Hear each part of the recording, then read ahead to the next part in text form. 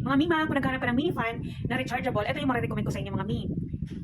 Mura to at ang tagal na ito sa akin. So, matagal na ito sa akin mga mi. Matagal malubat at ang mura lang nito. So, kung halimbawa mga mi, ayaw nyo siyang hawakan, pwede nyo siyang ilagay dito sa kanyang stand. So, ayan, ipatong nyo siya sa table, working table nyo, or kung saan nyo siya ilagay kung ayaw nyo siyang hawakan. Tapos mga mi, mayroon din dito siyang free na yung lanyard niya para isabit nyo siya sa leg nyo.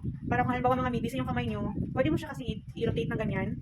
So, halimbawa, pwede mo siyang iharap dyan sa mukha mo. Tapos mayroon itong lanyard, hindi ba kung saan ito yung nalagay. Free lang din yun mga mi. Tapos kung ayaw mo siyang hawakan, pwede mo siya dito sa stand at doon sa may isabit sa leg mo kasi mayroon itong lanyard na free. At ang kanyang speed level is naka 5 na rin siya.